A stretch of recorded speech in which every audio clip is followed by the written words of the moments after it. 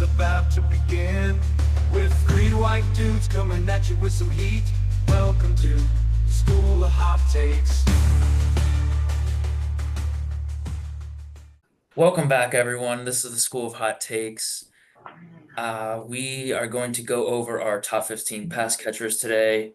I'm excited. I got a good list, I think, maybe the best list of all three of us, but we'll go ahead and get right into this. Yeah. Let's go over some of our honorable mentions here. Dylan, do you want to go over some of yours quick here? I see you've got quite a few big names on your list. Yeah. We got Mark Andrews. Honestly, a lot of these I was really trying to think about, and I think it's kind of tough with receivers and tight ends because I really try to factor in, and they have the unfortunate thing of they're always at the mercy of who their quarterback is, which kind of sucks for them. A lot of these guys probably could be a lot better. So I did Mark Andrews. I probably could put him in the top 15, but he doesn't. In the Ravens offense, it's really like run heavy. I just couldn't see putting him in the top 15. I mean, he catches like 60 balls or something like that. He's all right. Amari, he's stuck on the Browns. I mean, he's obviously probably a lot better, but he's stuck on the goddamn Browns. Yep. Puka, you can put. I don't really like. If I'm sure one of you or both of you might have him up there. I don't see any real issue with that. I just think that was 1 year. I kind of want to see if he can continue to do that. Waddle, I don't know. He's all right, I guess, but I think he just gets he gets open mainly. I think just because everyone's looking at Tyreek Hill, and then DK. I really wanted to have DK on my list, and then when I thought of DK, it was too late, so I just kind of put him in honorable mentions. Fair enough. Fair enough. We were talking before we started recording. DK is a guy that I kind of forgot about entirely. I would probably put him in an honorable mention category too. Maybe if I had to redo the list, I'd put him kind of in that 10 to 15 range. But yeah, DK Metcalf is probably the best name I see on any of our honorable mentions list. Minus two guys that I think we'll talk about in a little bit. Yeah, I'm a little surprised on Malik Neighbors being in here, Brian. He's got more rookies in there, I'm sure. Yeah, that's what I'm afraid of. Oh man, yeah. Well, I think Malik Neighbors is an instant game changer. I'm trying not to be biased by the training camp reports that dude is unguardable and has been catching every ball thrown to him, especially since he went into the preseason game and got 0 targets and 0 catches and then left with an ankle injury in the practice following that. Very OBJ-esque. But it reminds me a lot of like Garrett Wilson's rookie year. It reminds me a lot of, to an extent, Jamar Chase's rookie year a little bit, just in terms of coming in and being an instant game changer for that offense. So I have Malik Neighbors there. I also have Cooper Kupp there. I think Cooper Kupp is a guy that I dislike. I don't like his game style. I don't like how he plays. He's a slot guy. He's a slot merchant. He needs to be in the slot to be productive, I feel. But at the same time, his production is real. So you have to put him somewhere on this list. I have it as an honorable mention. And then finally, scary Terry McLaurin. That dude, if he had better quarterback play, I promise you he'd be a baller. Oh, yeah. You can't put him on the top 15 because his production is shit. But you can put him as an honorable mention because he's fast, he's agile, he's got great hands. He had one of the catches of the season last year that nobody talks about because it was a 14-yard out route. But he was getting double-teamed by 2 cornerbacks. He got flipped in the air and grabbed the ball one-handed for a first down. It was an amazing play, and nobody talks about it. I think he was also left off of the NFL Top 100 list, which I thought was a huge snub. So I had to put him on my list for sure. Definitely agree. One thing I was gonna say about Cooper Kupp is I feel like he never has any preseason hype about him whatsoever. And then like once the season gets going, everyone's like, oh yeah, Cooper Kupp's really, really good.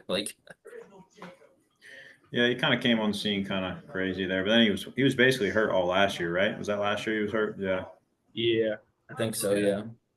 But for me here, I threw TJ Hawkinson on there. I think he's really good, just not top 15 right now, or if he will ever be, not quite sure. But I think more so the product of where he's been too. Yeah. Brandon Ayuk, I think he's a great receiver. Just if he was going to be on my list, I debated putting him at like 14 or 15, but I decided on a couple other guys. Same thing with George Kittle. He was going to be my 15 slot, but I decided to go with one other person instead. Tank Dell, I think, sort of like Dylan said with Puka Nakua, needs another year to just prove himself. I think he's going to have a like a great career and everything. I just want to see more out of him, see if he can stay consistent with Nico Collins there and everything. I think the Texans are going to be a good team with a lot of players fighting for a lot of ball time. So just to see if he can keep up the hype that was with him last year. And then Chris Olave, I feel like a lot of us kind of just forgot about, but he was pretty good last season and the year before. I think he's going to continue to be a stud if he can Yeah, get if he wasn't on the quarterback Saints. play. What's that? If he wasn't on the Saints. Correct. If he could get some good quarterback play or went to a different team, I think he'd Oh yeah. definitely be in discussion for top 15 player. But Yeah, once they bench Derek Carr for Spencer Rattler, we'll start to be clear. Dude, they've already it's all the chatter at their mini camps and freaking training camp. That's all it is. Yeah, Spencer Rattler's looking good. I was surprised he was drafted that late. I really thought he was going to go kind of first 3 rounds. Well, it's somewhere. all character stuff for him because he's an absolute dick bag, is what everyone says. You know, I want my players to be dick bags. You know, I want them to be Yes, assholes in the field. I'm here for it. I hope he does well. I'm all in. all right, well, let's get into our top 15 here. How it's going to work is just each one will show each of our 15, 14, 13. So, what do we think of the top 15 at number 15 spot? I see there's 2 tight ends here and then Brandon Ayuk. So, Yeah, before we get started, I do want to talk a little bit about tight ends because I really struggled to find any tight ends that I would put on this list even. I think that there are 2 or 3 or 4 mhm. that kind of have to, and then almost every other tight end in the league, I would probably rather have a young receiver, even if they're a little bit Yeah. unproven. Well, we they're talked about tight that last episode as well. Like when you're looking to draft tight ends, once you get past the top 2, 3, maybe 4, the talent level just drops off. Like you have those 2 to 3 elite guys, and then it's like, I mean, is he really worth taking? Is he really that elite? Like, so There's a huge drop off from tier 1 to tier 2. yeah, definitely. And we'll talk about that as we start unfolding some more tight ends. But since we're talking about it, let me start here with, I think I have the most controversial 15. I've got Travis Kelce So- here at 15.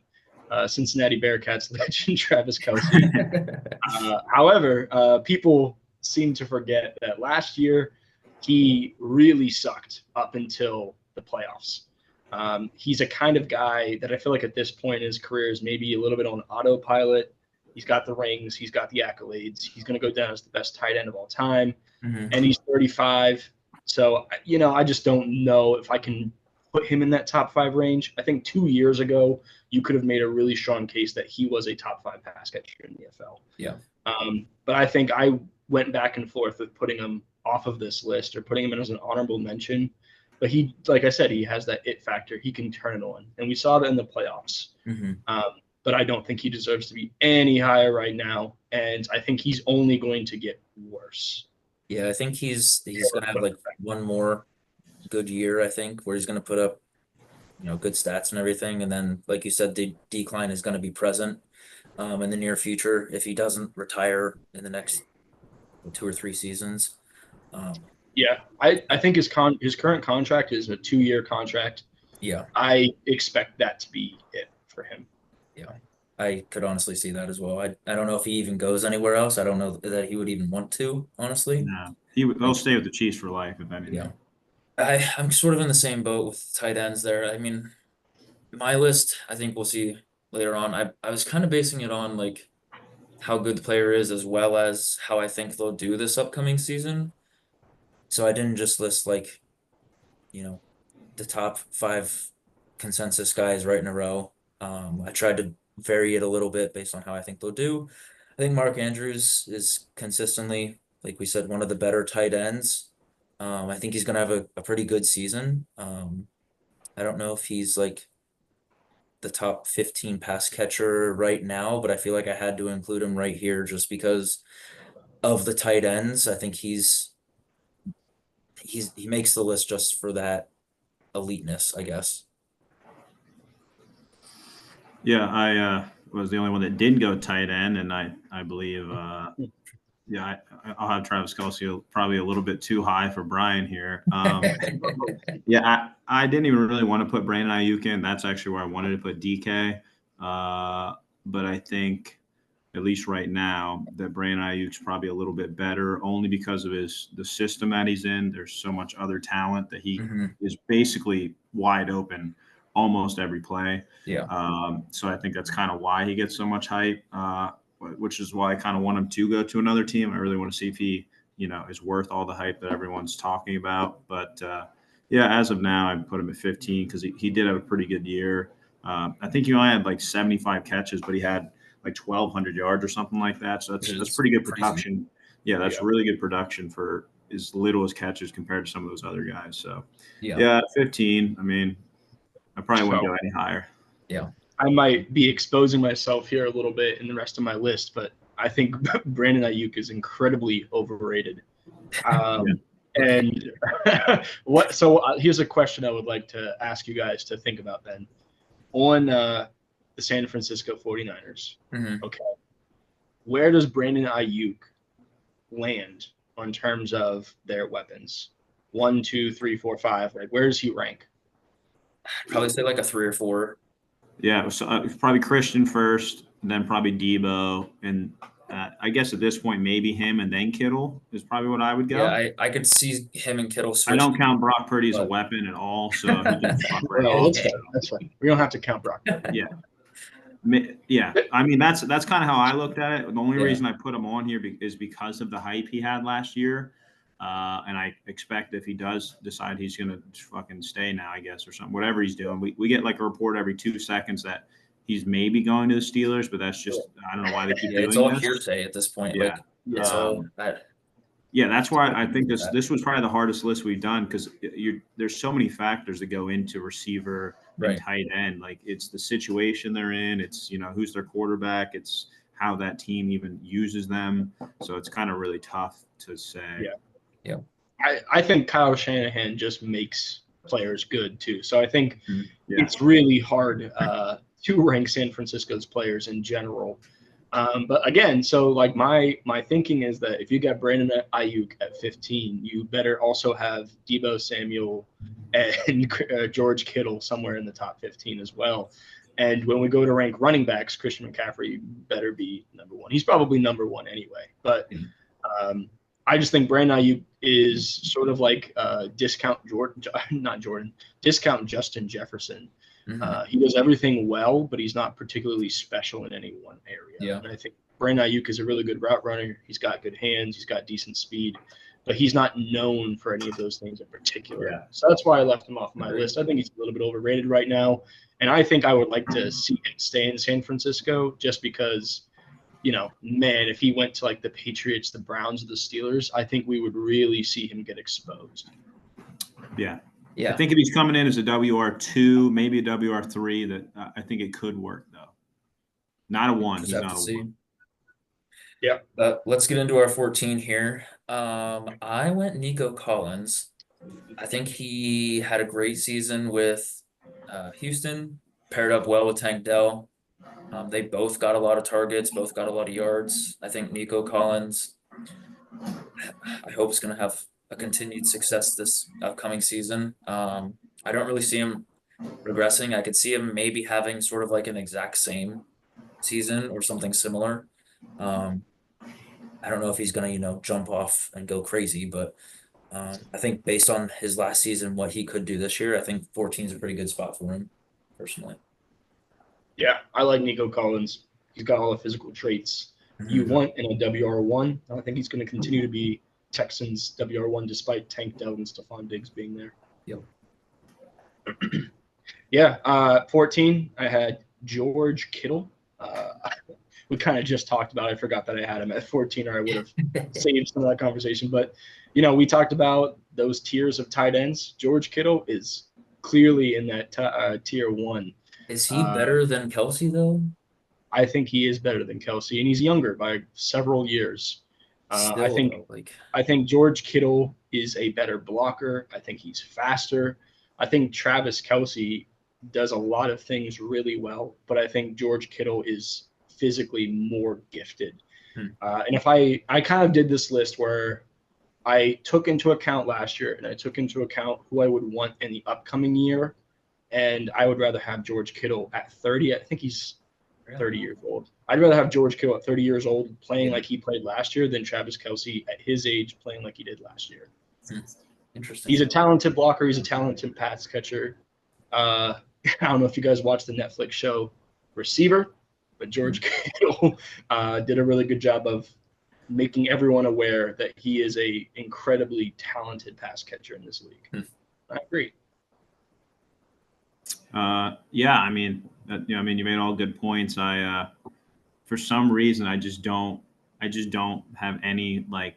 There's nothing that does it for me for George Kittle. I don't know what it is. Yeah. He just doesn't do it for me. I guess it's because like you said, he probably could be a way better pass catcher, and the offense he's in really doesn't do it justice for what he probably could do. And I don't know. I get bored. I don't really care how good they can block. Honestly, I know it's really important for tight ends, but like it's 2024, man. I'm trying to see touchdowns and points. Like that's, you know what I mean? Like, and Grant, he did. I think he had more touchdowns than Kelsey anyway. Yeah. I just think, I don't know. It's just something the way he does it. I don't know what it is, but yeah. He's probably at this point is a little bit better. I had the boy George Pickens, and I think he could be way, way higher if he didn't have Kenny P or fucking sleazeball Mason Rudolph, anybody else we had last year thrown to Mitch Trubisky. They all suck. He made all of them look last year good too. Like you could tell he was frustrated. Like, which is why I kept him down so low. Is his attitude? Like he's got to really like mature in that sense. Like you saw it right on the field. Sometimes he'd throw a fit if he didn't get a target, like some real AB stuff. And I think AB had to learn that too. But I mean, you see the talent. If we're going off just pure talent, he's probably top 5 because the dude can make any catch, run any route. You know, he's got the speed, he's got the wheels. I just hope he can kind of put it all together with whoever we decide to have as QB this year. I don't know who that is at this honestly, point. it's going to be an upgrade either way, whoever we have at QB. So yeah, hopefully. So I'm excited though. I'm excited to see how he does. And if we can get a good WR2 beside to take some of the heat off, I think that could really, really separate him this year. Definitely. Yeah. I really like George Pickens. I think you're right. I think he is a top 3 like jump ball catcher in the league right now. His one-handed grabs are nutty. I think he's a little bit unpolished. I left him off my list, so I'll spoil it a little bit. I left him off my list because I do think he's a little bit unpolished. He's really good, like I said, top 3 at one particular thing, but everything else, I don't think that he's a top 10 receiver in anything else. Yeah. But I do, like as we were just talking, I was thinking about, man, could you imagine Big Ben throwing rockets to this guy? Oh my God. We were so close to seeing something crazy. Like I feel like we had Chase Claypool Ben's last couple of years, and he looked like a god when Ben was throwing to him. Imagine if Ben had someone like George Pickens. That would have been really special to watch. It would have been a fun way to send him out. That's for sure. Seriously. But yeah, sort of to just reiterate, I think I need to see more from Pickens, like maturing, being able to be that number 1 guy, working well with the quarterback, I think is a big wide receiver, Yeah, he was more a hype pick. He was like a bit just a nice hype pick for me. Like I just really think maybe it's if I could call it early, maybe it'll really pop off this year, and I'll be like, yeah, I had him on my top 15. There you go. All right, 13 here. I went with Puka Nacua. I think he had a great season, great year. I don't see any reason why he wouldn't be continuing to have the targets and yards and catches.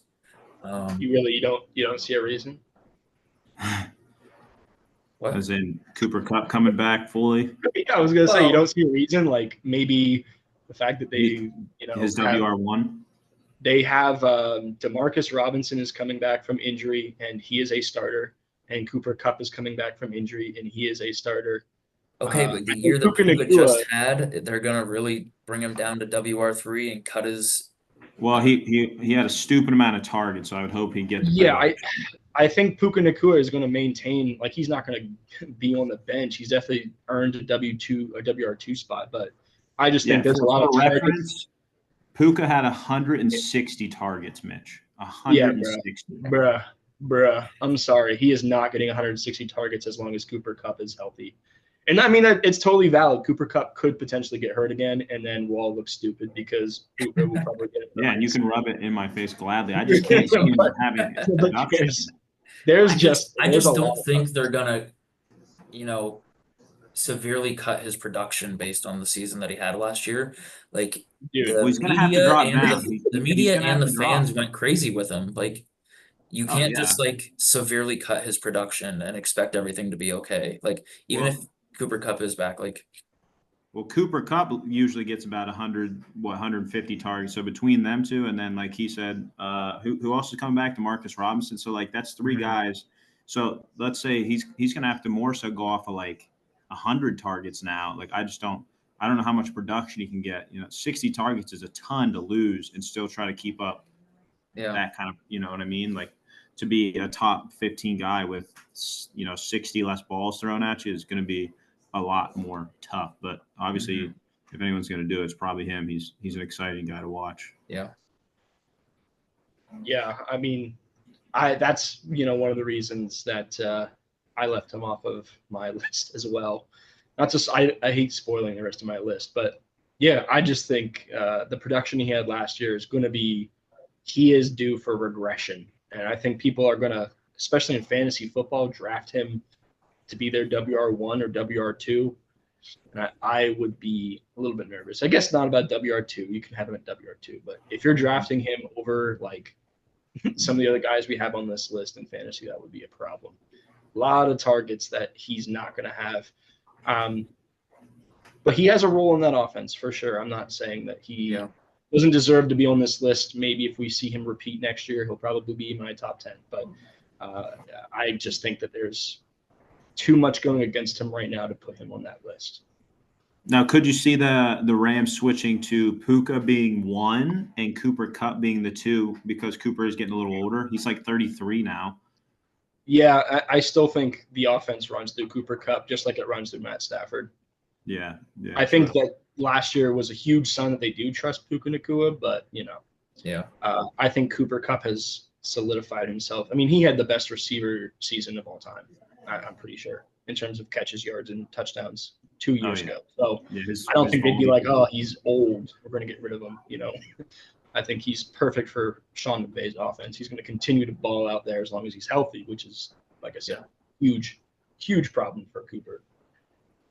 I have another, I feel a controversial addition here. I feel like my 5 to 15 is more controversial than my 1 through 5. But I have AJ Brown here at 13. I'm sure AJ Brown made the list a little bit higher for you guys. Again, physically super talented. But I think last year we kind of saw him outplayed by some other receivers in the league, and maybe he was just frustrated with the Eagles. I know that was like a rumor. So he was mad at Nick Sirianni. But I think, again, he is someone who is already not a super talented athlete, and as he gets older, that's only going to get worse and worse and worse. And I think his best game of the season came against Emmanuel Forbes. Like that scrawny 160-pound corner. Like, come on, man. If that's the only player that you're really able to put up like top 5 WR numbers against, that's kind of a problem.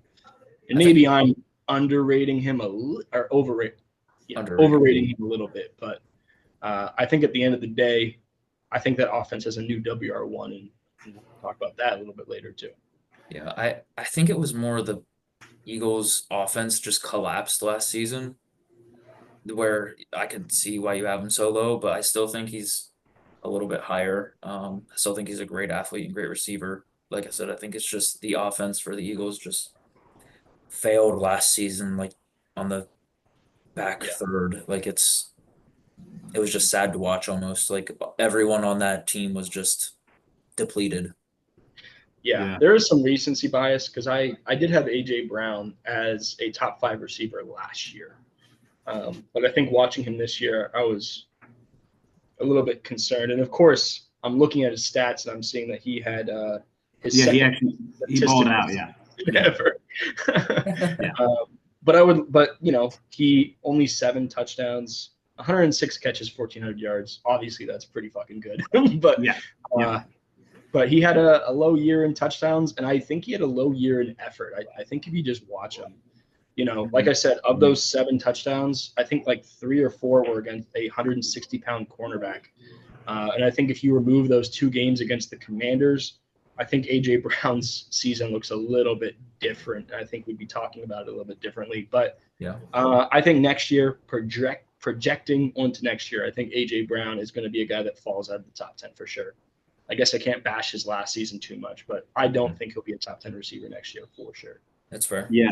Yeah. I also had AJ Brown right about where you did, and then I looked his stats up and I was like, well, shit, he had a way better season than I thought. Like, Well, it's funny then. he had the This is quietest thing. 1,400-yard season I think ever. Yeah, That's insane. that's the thing is like you have to like wonder why we who like love football and watch a lot of football and play fantasy and I watch all sorts of random highlights. Why a 1,400-yard, 100-catch season looked so bad? You have to wonder what happened. And maybe it's just, again, like Mitch said, maybe the Eagles' offense was that fucking bad that we were all like, he sucked. But in reality, it's like statistically, he did fine.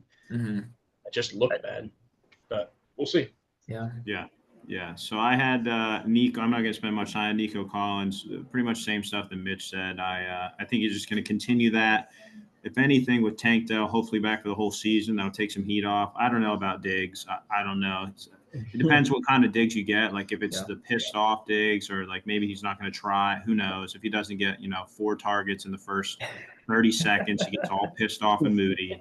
So honestly, I'm really over Diggs at this point. But Nico, I think He's a Nico's good guy. going to do really. Yeah, I think he made a name for himself last year, and I think he'll continue that with finally a competent QB that's slinging it all over the yard. So yeah, I think he's going to do really well. So yeah, I think we could see Nico Collins have double-digit touchdowns next year for sure. honestly, probably, yeah. Yeah, I really expect it. So for me here at 12, I put Travis Kelce. I think he's better than George Kittle. I don't know that I would put him in like top 10 at all though right now, just because of his age. Like we talked about earlier, he's probably going to be out of the league in 2, maybe 3 years. He's still a reliable guy on the Chiefs though. He's in that top echelon of tight ends right now, and I think where I have him is kind of fair. I also don't disagree with Brian's at the bottom of the top 15. So somewhere in that 12 to 15 range, I think is a good spot for him. I just think based on his longevity, what he's going to do in the next 2 years here, I think it's a fair spot for him. Yeah, I don't disagree with that. Yeah, honestly, you could have him anywhere 1 through 25, and I'd be like, yeah, sure, for sure. I think he does owe a little bit of that to Patrick Mahomes. That's a whole 100%. other debate. Yeah. My 12th, I have a guy who I really wanted to put higher, but I couldn't get myself to do it. Mike Evans, king of consistency, 1,000-yard seasons every year he's been in the league. Has never led the league in yards or touchdowns or catches, but has just been super consistent. I think he's first or second round Hall of Famer for sure. And we talked about top 3 jump ball players with George Pickens. I think Mike Evans is number 1 on that list. So I think he's got to be here. I think he's another guy that, has benefited from bad quarterback play, because a lot of quarterbacks will just throw it up to him. Jameis Winston. And just hope he catches. A frustrated Tom Brady when he's got no one else on the field to catch the ball with Mike Evans. But despite that, Mike Evans does what he needs to do. He brings the ball down, and he's certainly won them several games over his career. He's such a fun player to watch, too. Does Baker make him a better wide receiver? I think, Baker has a little bit of that Jameis Winston in him, too. I think he's like fuck it, Mike Evans down there somewhere a little Right. bit. And But I think You know, Mike Evans loves that dude. Like he thrives off of that shit. Mhm. yeah, I think that's perfect for a guy like him. You want a guy with a big arm who's not going to want to do a bunch of curls and drags. You want someone who's going to be like, you know what, I'm getting frustrated, I'm throwing it downfield. And I think he's only had that kind of quarterback in his career. So I think he is also another guy who's slowing down. I think maybe I would have had a case for him 6, 7, or 8 2 years ago, but you know, he is still. I think he's definitely going to have a better season than like a Travis Kelce next year. Yeah. Yeah, I agree. I don't want to spoil mine, but I'm pretty sure he's next up on mine anyway. So I had DJ Moore. I don't know what it is. I have a weird infatuation with him. I honestly had DJ Moore at like 5 for a while, and then I put him down farther. I think this one's more off of the hype that I think he's going to be in a ridiculous offense this year. So, I mean, you're going to have to really pick your poison. Do you want to go after Keenan Allen? Do you want to, go after Roma Dunze? Do you want to let DJ Moore just eat? So this is more off the hype of, I think this season he's going to have a lot more free space to kind of do his thing, and hopefully a quarterback that can just sling the piss out of it. So, yeah. And I think, off of raw talent, he hasn't really had a great situation ever, but you can tell, like, the dude runs great routes. He's got crazy speed, great hands. Yeah, I think I like him there. I wanted to put him on my honorable mentions list. Little spoiler, I don't have him on this list, but I just need to see some like consistent stats with like good quarterback play, and I'm hoping Caleb Williams does that for him because like you said, he's a good athlete, good receiver, and everything. I need something Well, to throw him up. last year with Justin Fields, he had 1,400 yards and 10 touchdowns. So, But is that a consistent thing though? Like, So I will say you're right. Is he consistent? Not really.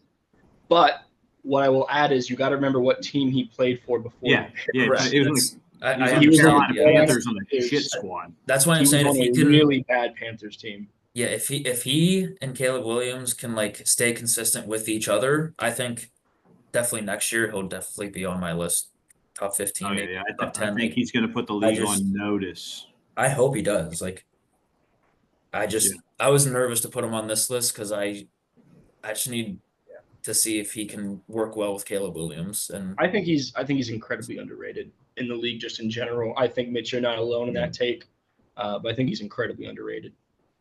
definitely. All right. Next for me, I have Garrett Wilson. I think he's a great receiver.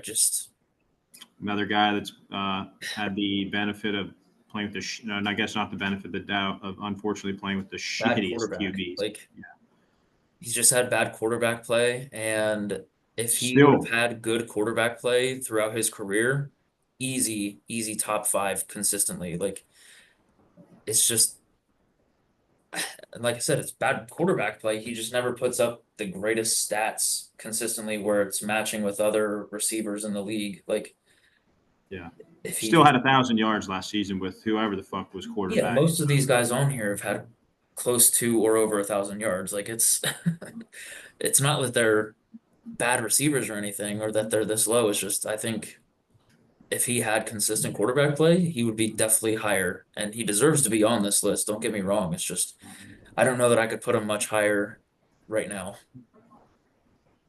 Oh, buddy, you wait till my list then. I was gonna say, Wait till Brian's too. yeah. This is where I have my number 1 tight end in this list. I have Mark Andrews at number 11. Here we go.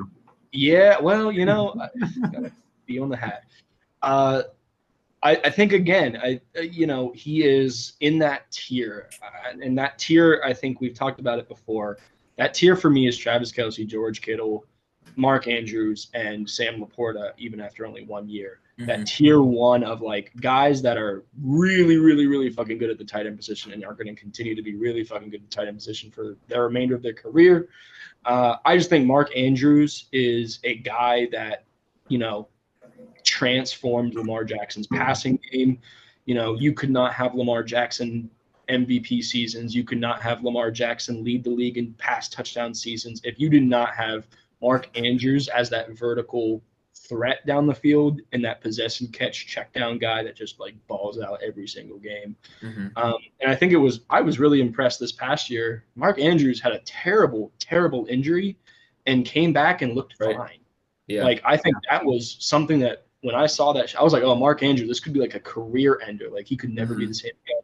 And came back like he never missed a step.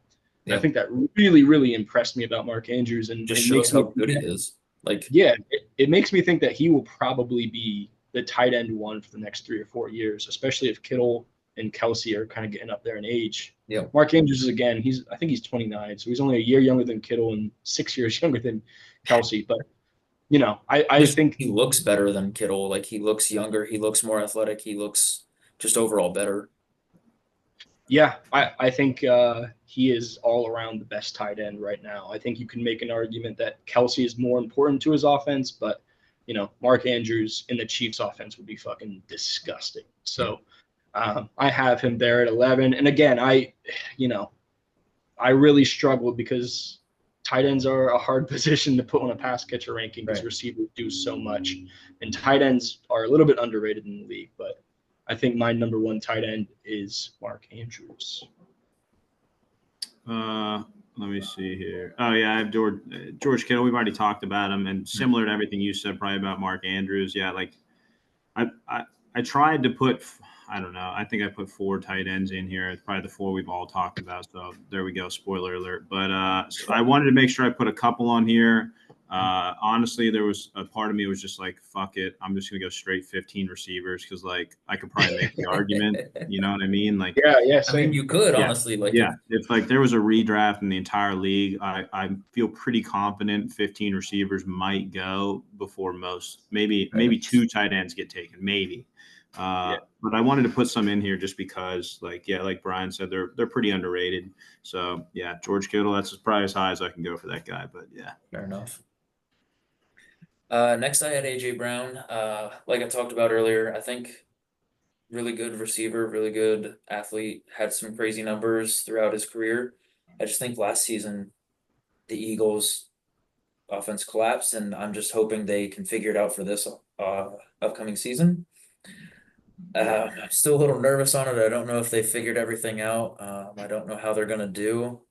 So he's a little bit lower on my list at 10. I mean, if Yeah, he yeah. has a good season though, and if the offense clicks and everything, he could definitely be up in that like top 7, 6, 5 area, I think. So yeah. Look at this, 2 Philly guys on the same tier. Yeah, I mentioned it earlier. I think Philadelphia has a new WR1, and I think that is Devontae Smith.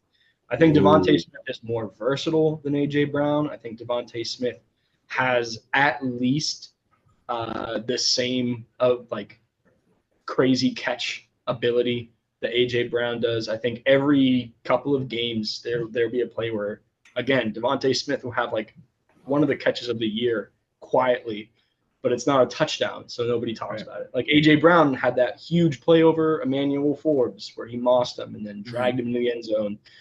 But if you look at, I think that same game maybe, or the week before, the week after, Devontae Smith had a better catch, but it was like a 34, 35-yard play that didn't get a touchdown, where he, again, was like fucking horizontal and he caught a ball. It's just like, you know, shit like that happens and you're like, man, this guy is really, really, really good at playing football. I think they paid him. Obviously, they paid AJ Brown a little bit more, but they paid him early because they knew he's a guy that for the next 2 or 3 years is going to have crazy production, and they didn't want to lose him. And I think that that's a huge reason why they're going to keep him. Just a quick stat that I wanted to throw at you guys. In terms of catching success rate, meaning when he was targeted, how often did he bring the ball in?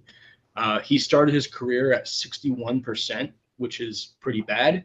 Then his second year, he had 69, and last year he had 73%. So this is not only a guy who is playing at a really high level, but he's a guy who's continuously getting better, right, and his seasons are getting better. And I just think, you know, I think if we have this conversation next year, Devontae Smith might be higher for all of us.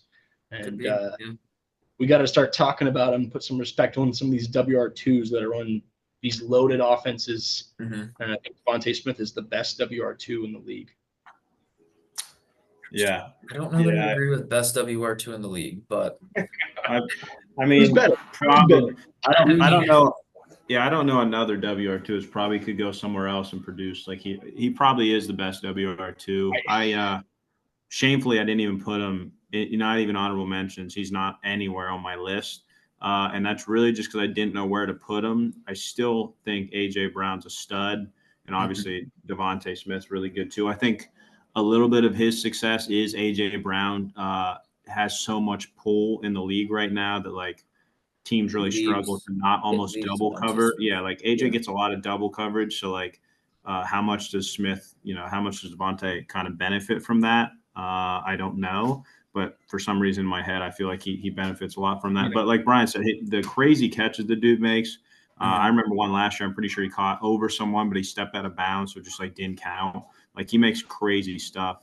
And I probably would have to side with Brian by next year. If we redo this list, he'll probably be in there, and I could see someone like an AJ Brown really dropping, or someone else like that, and just coming completely out. Because I think this might be a prove it year. Their offense was just shit last. I don't know what they were doing. Even though they both apparently had over 1,000 yards, it just didn't seem like things were clicking. I think that has a lot to do with Sirianni. I think is actually an idiot. So Yeah, and I think while you were talking, I was just comparing AJ. I feel like this is maybe my most controversial pick, so I feel like I want to talk about it a little bit more. But just another really fun stat: AJ Brown and Devontae Smith have the exact same yards per target, which is 9.5 yards per target. So AJ Brown had like 40 more targets, so obviously he had more yards, but you got to look at yards per target as in like, hey, these guys are getting used in the exact same way. And I would even argue Devontae Smith being as skinny as he is and as versatile as he is probably more valuable to that offense this year and in upcoming years. But I'll get off my Devontae. No, I like you said, I could definitely see him.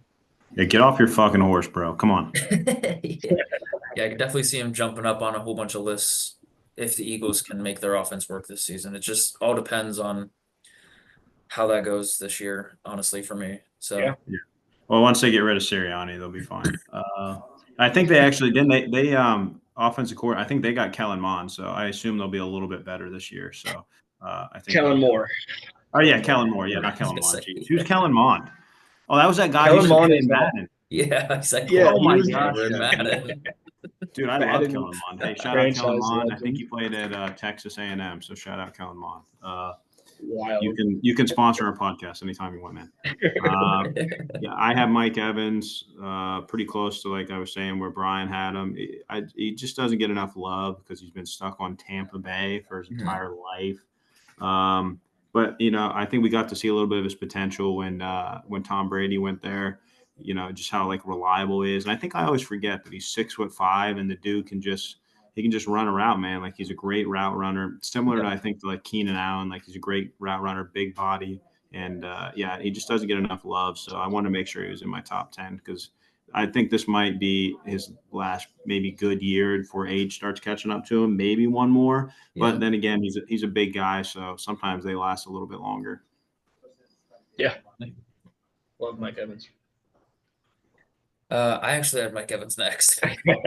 Fuck yeah. So a lot of what you just said, sort of, I think one or two more good years. If Baker can stay consistent, and maybe if Baker can improve, helps Mike Evans even more in this conversation. But yeah, we'll have to see. I mean, a lot of this pairs with how Baker's gonna do. Honestly, I like Baker, big Baker fan, but he has those moments where he just looks bad. So it's like, how's Mike Evans going to respond to that if Baker has one of those games? So, or if Baker has a whole season like that. So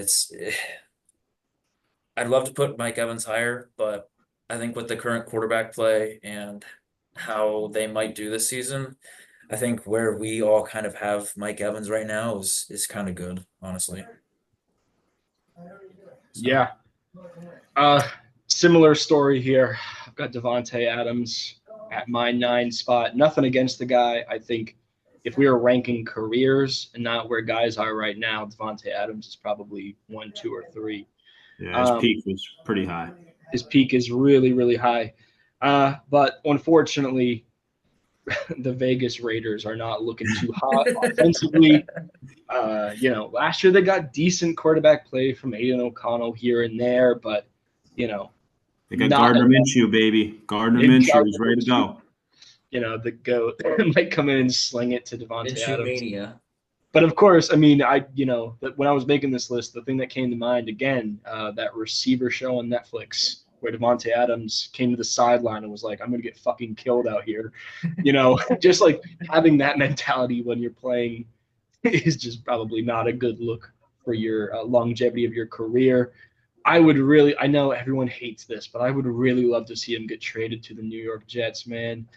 I think if he did that, he would have at least one more amazing season with Aaron Rodgers, and they could probably make a dent in that AFC. But with the Vegas Raiders, I'm just kind of projecting a little bit of regression. Yeah. Last year, he had the worst season that he's had since Aaron Rodgers in Green Bay, and I just think, unfortunately for him, the quarterback play is not going to be there. Maybe the effort level won't be there for him. It just seems like he kind of gave up last year around week 12. Mhm. So if he's going into the season with that mentality, we're going to really be on the struggle bus for Devontae Adams. Yeah. Spoiler alert. Also, I kept him just completely off my list for that reason, which honestly felt like a sin at first. Given if you go back 3 years, if you did that, you would be considered just the dumbest guy ever because he's like like we said, his peak is ridiculously high. But I just feel like I think he's kind of done. He's kind of over it. He's achieved what he wanted to achieve. At least in his eyes, I feel like he's just done. If he doesn't go to the Playing Jets, out his glory days. yeah, he's just gonna rot at the Las Vegas Raiders. Of I all think places. he regrets it extremely now. Like he just chased the Mhm. bag and he wanted to go play with Derek Carr of all people. Like Yeah, and then they fucked him over and they traded Derek Carr after one season. So yeah, the whole thing. I think he's just pissed about the situation, like you said, like just over it. Yeah, I think he would have rather stayed with Jordan Love. Oh yeah, now looking back, dude. Oh my Seriously. gosh, that offense would be so fun now. That was the rumor. He didn't like Jordan Love and he wanted to go play with either Aaron or Derek. He was like, well, look how that turned out. Derek Carr's a fucking trash can. Again, imagine Devontae Adams in that Packers offense now. He'd probably still Dude, that'd be scary. 10, 12 touchdowns this season, 1,500 yards. He'd probably still be because he's physically gifted still. He's not like because he's only 33, maybe 34. I didn't look into that, but yeah, he's getting old, but he's I think he's got 1 to 2 more years. He might even hang it up early, honestly, if they go another year like 3 and whatever. This is where I had Garrett Wilson. Honestly, if it wasn't for the Jets, if he was on a different team entirely, I'd probably have him in the top 5 because the dude can ball. He can just straight up ball. He's been, I was just reading on here, he has back-to-back 1,000-yard seasons on the Jets, and that's with like Zach Wilson and that fucking guy they got the drive-through at McDonald's. Yeah, like it's Tim Boyle, whoever. Like it's insane who they can get back there, and he still produces. Mhm. So I hope Aaron Rodgers is at least the shell of himself, so we can kind of see make use of Garrett Wilson, like actually show his true potential. Like, oh my gosh, yeah, I think after this year, as long as Aaron stays upright and healthy, like we could really see what Garrett can actually do. Hopefully, yeah. Here's hoping. I love Garrett Wilson too, man. So here I have Sam Laporta. Oh my God!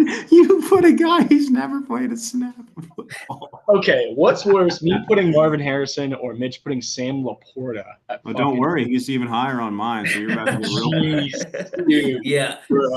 I was a little surprised that Brian put Marvin Harrison here.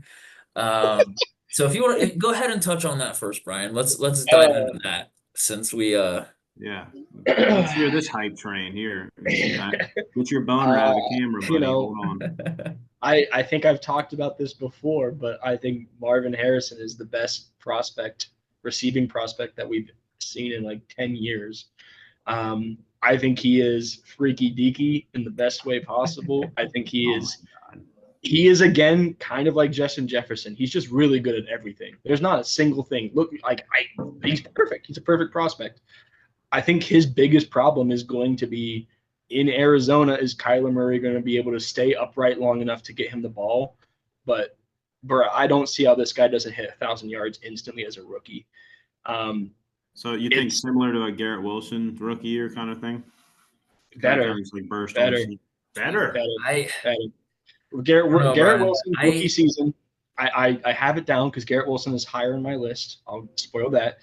Garrett Wilson's first season, 85 catches, 1,000 yards, 4 touchdowns.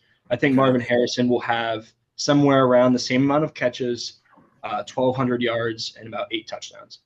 I think he will have a really good rookie season. Obviously, he isn't going to be able to top Justin Jefferson or Puka Nakua's like record-breaking seasons with Kyler Murray in the Cardinals offense. But I think Marvin Harrison is already stepping onto the field in the NFL, is already one of the better players that we've ever seen. I could be proven wrong. I don't think so. I think it's very hard for someone like Marvin Harrison Jr. to miss.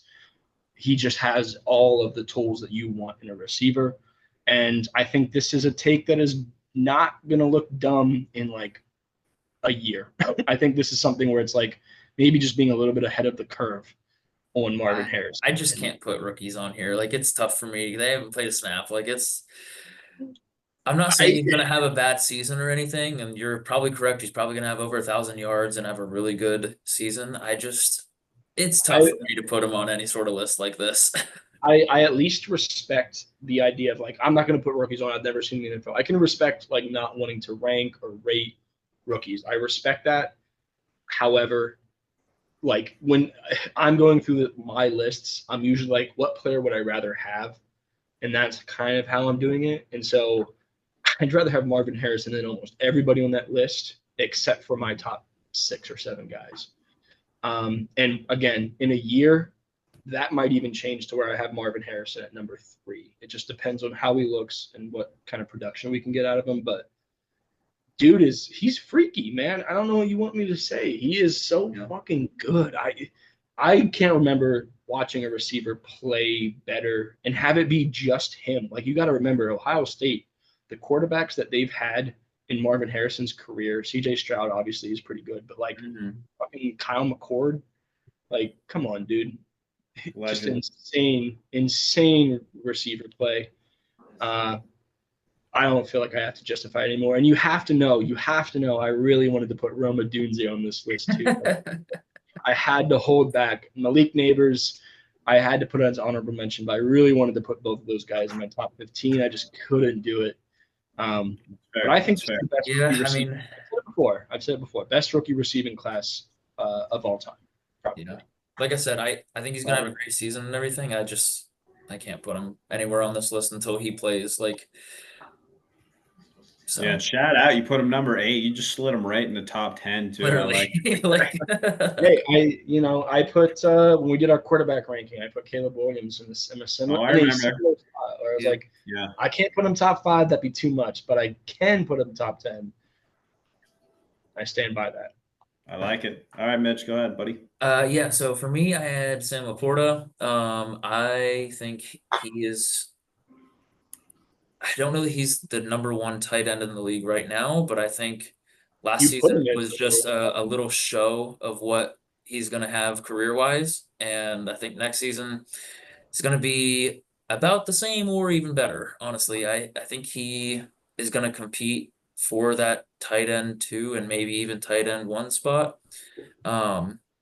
I love Sam Laporta. I think he's amazing and is going to lead Detroit to a lot of future success if they can keep things going with their offense and quarterback play and their weapons. I think he's a good pass catching player, like on their offense. Like, if everyone else, the targets that they have, if they're all covered, Sam Laporta is always going to be there. And I think Dylan touched on it last episode or two, like how he was always catching a ball every drive. Like, he's always there, always making plays, always just being great. So I think having him as at least my top rated tight end on this list makes sense to me, honestly. So. Okay. Yeah, I mean, Yeah, I mean, he might make an appearance on mine eventually too. I don't know. That is so wild, dude. Hey! I'll make my case when it's my time. Okay, you just relax, Mr. Marvin Harrison at 8. I had AJ Brown. I still believe in the guy. I just think he's too big, too fast, too talented not to be in the top 10. And like I said, I had him lower, and then I looked at his stats, and I was like, that's the craziest, like 1,400-yard quiet. Like I never even really realized it. And I think they're going to do better this year. It feels like the hype is a little bit more back on the Eagles side. Last year, I don't know what the hell that was. I mean, they always say that a team after a Super Bowl kind of goes down a year. So we'll see. They got Saquon now, so maybe they won't be able to kind of put more out there because last year the run game was so. I think they're going to have to respect that a little bit more now, and I think it's going to free up either Devontae or AJ Brown, maybe even both of them. So I'm going to keep him in the top 10 for this year. That might switch out. It might be Devontae next year. You never know. So yeah, that's fair. Fair take. So, hey, there he is. do you want to just get right into Sam Laporta, Dill? I know you're excited about him. Yeah. I'll do it. Hey, shout out DJ Moore though. Thank you. Sam Laporta. Yeah. So here's why I did this, and I'll tell you why. Because in the age we're becoming, defense is basically irrelevant at this point. We're in 2024 football. Everyone wants to just see. They want to see the high power. They want to see the catches, the yards, the touchdowns. No one cares anymore about defense. The more that league turns into that, the more it's going to be more like pass catching tight ends like Sam Laporta. He gets like, I think I looked it up. He had like 150 targets or something ridiculous. And I think that they're just going to continue with that. So I got to put him up there. If he's getting the targets, the yards, the touchdowns of like top name receivers, then I'm basically just treating him as a receiver at this point. So that's why I'm going to keep him there. And like even last year, I mean, you kind of knew when the ball was going to him. It was at least 1 to 2 snaps. Every time we're just right to Sam. Like they didn't think anything else. It was just Sam Laporta. And then, you throw in the mix, you got Amon-Ra St. Brown there. We'll see if what's his face, the guy that was hurt last year, Williams, I think, if he comes back healthy and actually stays healthy. So yeah, I just think he's in for another good year. I think the Lions are just going to keep on roaring. Shout out Dawson. Let's go Lions, baby. Let me just say something about this Sam Laporta shit. I love Sam Laporta. I had him in fantasy. I picked him up. I think I drafted him 14th round. He was my flyer last year. Yeah. So I talked about it a lot because I was like, Sam Laporta, I heard a lot of stuff about him in camp that he might win the tight end 1 job because it was kind of open. And I was like, all right, fuck it. Tight ends are hard to come by in fantasy. And I notoriously drafted Kyle Pitts, and I continue to draft Pitts every time I can. But, man, Sam Laporta in that offense, dude, I think he's, again, getting a little bit overhyped here, especially on this fucking podcast where we have him at 7 and 8. You're telling me I like him. I can just not imagine a world where you would actually rather have Sam Laporta than DJ Moore, Nico Collins, Travis Kelce, Garrett Wilson. Like this is hell yeah. Give it, dude. 900 yards, 10 touchdowns. Give it to me all day, bro. Man, If you're filling in that tight end spot though, like definitely yes, give it to me. Like I would probably have some of these wide receivers over him if they were available, of course, but like yeah, I most mean of maybe the I'm time just they're being, not gonna be like Yeah, and target-wise, like he got less targets than TJ. He got less targets than David Njoku. He got less targets than Travis Kelce. He got less targets than Evan Ingram. Less than like everybody. Yeah. So like that's I think come on, man. Let's go. Same thing as Puka Nacua with some of these like weird guys that kind of came out of nowhere and had amazing rookie seasons. I'm always like, I really need to see, a second season of consistency for some of those guys. And like I said, Sam Laporta is probably, if we had to extend this list to 25, Sam Laporta is 100% on that list. He is my 4th tight end easily. Like, I really struggle. Tight ends though. Don't you consider tight end like it's like you don't see as many first-year tight ends pop off as much as you do receiver. Right. I think it's so much easier as a receiver to pop off. So that's why I was like, man, a first-year tight end like that's what a crazy season to have. Mm-hmm. Yeah, no, I agree. It benefited me in fantasy, and I Yeah, really I thought about is putting that your him keeper, by the way? Is that your keeper? I don't know yet. right, I'm just thinking. wanna know. So we can talk about this afterwards, but I need some advice on who to keep because Ooh. it's tough. All right, let me get into DJ Moore. DJ Moore, I didn't want to give too much away when Dylan was talking about him, but I think he's probably the most underrated receiver in the league. If you look at, here's some stats I will throw out that help me prove my point. So Mitch talked about consistency. If you look at yards, again, you have to remember he's on the Panthers, where he is playing with a Cam Newton with no shoulder. He's playing with fucking third string Pittsburgh Steelers quarterback Kyle Allen. He's playing with fucking Matt Corral. He is playing with some of the worst quarterbacks who ever touched a football field. He's playing with Bryce Young for a little bit, right? Or Yep. before he got traded. So he's playing with some of the worst fucking quarterbacks. Andy Dalton, I think, is there. Yeah. 788 yards first season, 1,175 yards second season, 1,200 yards second season or third season, fourth season, 1,157, fourth season before he gets traded, 888, and then last year with Chicago, 1,364 yards. That is consistency in my mind. That's no season since his rookie year under 800 yards. That's really good. Mhm. Yards per route run, 14, 13.5, 18, 12, 14, 14. That's consistency in my mind. And 14 yards per route run, we just talked about Devontae Smith, and who you have at the same tier, A.J. Brown, who I talked about earlier. Both of those players, like I said, 9.5 yards per route run. That is incredible that DJ Moore is getting 5 more yards every time he takes a snap. Every time he runs a route, he's getting 5 more yards for that offense than A.J. Brown and Devontae Smith, guys that we just talked about as being really good top 10 receivers. Yeah. With bad quarterback play, those guys have Jalen Hurts, and DJ Moore has had Justin Fields, and we just talked about the guys that he has. Right. Preach. Yeah, let's go, baby. Preach. Yeah, I'm really preaching that way. I think you should have taken. It was Calvin Ridley last year. You're like, I'm going to take him first overall as fantasy, which would have that's crazy talk. But DJ Moore is a guy who should be drafted first round in fantasy. Hey, I got him too. I got him in the second instead or something like that. Yeah. I got him. Yeah, I think I think Caleb Williams is a guy they're going to want to pass that ball. They got DeAndre Swift back there. They are not a team that's going to be balanced. They are going to throw the ball more than any other rookie quarterback has ever thrown the ball. They're going to be slinging that thing. And DJ Moore is the WR1 there. I think he's easily going to have a 1,500-yard, 10-touchdown season. I think the only area he's not really super consistent at is touchdowns. He's had 8 touchdown seasons, 4 touchdown seasons, kind of everything in between. But that in my opinion, has less to do with him and more to do with quarterback play and the fact that those quarterbacks were probably throwing interceptions in the red zone before he was able to get in there. Yeah. And then finally, this is my favorite stat, and this is my favorite stat of this offseason. So with his contract extension with the Bears, DJ Moore becomes the number one player, the number one receiver, at least. I should fact check this because quarterbacks are probably higher. But he is the number one non-quarterback player of all time in guaranteed money. No player in NFL history, except for quarterbacks, has ever gotten more guaranteed money. So while NFL fans and NFL media can underrate DJ Moore, the people who matter the most, the people who are fucking paying him, know his worth and are guaranteeing more of his contract than any other receiver in NFL history.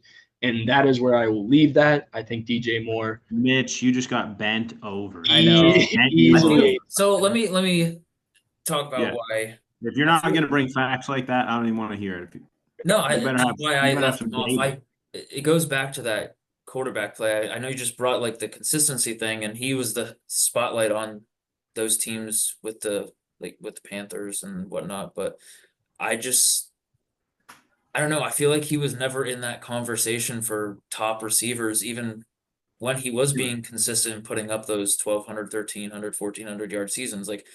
And I think it was due to that lack of quarterback play. Like, he was just never in the conversation for guys, and I think I just overlooked him. Going into like you just did with those stats Clearly. here and everything, like You honorable mentioned Chris Olave and you left DJ Moore. no, but I mean, like, in hindsight, yeah, probably put DJ Moore on here, but I mean, we've talked about a couple guys already that we left off that we just like forgot about, or like, oh yeah, we should have Yeah. put him on here, like 15 or 14, or like I This think was it's definitely the just hardest list to make just yeah, because the extensive yeah, amount of guys, correct. Like it's if I had to redo this list, yeah, DJ Moore would be on there, but I mean, for what I have right now, I'm not annoyed that I left him off or anything. Like it It's all just right. is I'm what it annoyed is. for you, buddy. It's fine. Thanks, appreciate it. And I think to address your point, Mitch, of just like why he's been so consistent, but we haven't been hearing about him, is that Panthers offense has been bad. Yeah. If you're a fan who watches Red Zone, they're probably not flashing to the Panthers offense and showing Correct. Like it's DJ Moore, but DJ Moore super consistently. I remember like looking at fantasy and being like, how the hell does DJ Moore have like 6 catches for 89 yards? Like just games like that over and over and over again. And he's not getting in the end zone, which I hope that, Caleb Williams will change that for him. But again, another guy, I think next year this top 5 list might look a little bit differently. And maybe DJ Moore will be in there if he can realize his real potential that you see in some of the hard stats. And I'm going to transition here, Mitch. I'm pretty surprised to see Devontae Smith here at 7. You kept that pretty close to the belt when I was talking about how baller he was. Yeah, I thought you left him off, honestly. Yeah, I wish he would be WR1 on another team. Honestly, I think he would be so much better there. I Yeah, think the Panthers. situation in Philly, I don't like, but I still think he's a great receiver. Yeah, like you guys brought up good points about him and everything, and I was kind of pushing back a little bit just to see if the hype was there for him to be the WR2, I guess, but I could see him being the WR2 on Philly, but I think if he were to go to another team that needed a WR1 and they had a decent quarterback to utilize him, he would be good. And I think he's that high on my list just because I wish he would go somewhere else and due to his athletic prowess and whatnot. So Yeah, I don't like that he signed through 2027 for the Eagles. Yeah. That sucks. I forgot that he signed an extension this year, and with freaking AJ there. So I guess that is their long-term plan is to keep them both. Which sucks. Yeah, and I think like I said, I think the narrative is going to switch a little bit, and AJ Brown's going to be kind of that older vet that's there on the team for consistent catches. He'll get the touchdowns, but I think Devontae Smith is going to transition to be their WR1. As soon as next year. And that's why I had him ranked the way that I had him ranked. And it looks like you believe the same thing because you have them ranked above each other too. Yeah. Yeah. Shout out to me. Didn't even have him on the list. Sorry, guys. Maybe next year, Devontae. Sorry, bud. So next here, I had Deebo Samuel, and I mean, we mentioned him like really early on. Go Dick Rider. Jesus Christ. I already knew this was coming. I think he's so very fucking good. overrated. Like, oh my god. No, I don't think so at all. I think he's. This goes back to the weapons talk. This 100% goes back to the weapons. This is the receiver and not the running back ranking, right? Yeah. Deebo Samuel's a better running back than he is a receiver, and I'll put that on God. Even the 49ers said that, and that's why they were like, yeah, we want to use you as running back, and he threw a little temper tantrum last summer. I want to be only a receiver. Yeah, but being a receiver on that team, he's amazing. Like, I wonder why. Yeah, is that anything to do? Is he the 6th best receiver in the entire league, or is that because there's so many other weapons that he's always open? Yeah. Let's think. Let's really think that one through, Mitch. Let's think. No, I think his explosiveness off the snap. I think he runs great routes. Oh my God, he's a fucking bowling ball. He catches the ball and he gets the job done and he gets touchdowns. What else could you ask for? I don't know. Maybe just being better. No, he only has 19 touchdowns in 5 whole seasons, though. Yeah. Like we'll say that his one healthy season, he was definitively a top 10 receiver. But yeah, he had 890 yards, 7 touchdowns last year. I mean, he had 89 targets, 60 catches. Yeah, I mean, nothing crazy. That's for sure. I think again, I'll go back to it with the Brandon Ayuk thing, where it's like I feel like it has less to do with these players and more to do with Kyle Shanahan's ability to use them. I think Debo Samuel on almost any other team is WR2, maybe 3. yeah, like he's probably a slot guy that, averages 60 catches a game or 66 or 60 catches a season, maybe 6-7 touchdowns. But to put him at 6 on the list, I think is high. I will respect him being on the top 15 list. I don't know if I can respect him again over Mike Evans, Garrett Wilson, and fucking DJ Moore. Yeah. I just think I think, have you ever seen him run down the field? Like, be honest. Like, how many times a season does he run down towards the end zone? Not a lot. I mean, I feel still like think he's a good receiver and he has potential. He's gonna do great. Like that offense just works for him. Like you said, if he went somewhere else, maybe not, but that offense works for him. And he gets the ball, he gets the catches he needs to, he makes the plays, he's fast, he runs the routes, gets the touchdowns. He's like an all-purpose receiver. Like he does everything he needs to. And he has that utilization as a runner, as like you said, rushing. Like he's that transitional guy. He can do both, but he shines as a wide receiver in that offense. Like for what they use him for as a WR1, he's really good on that team. Like he's an all. Yeah, but is it the team or is it him? Is he the 6th best receiver? You could say that for a lot of players.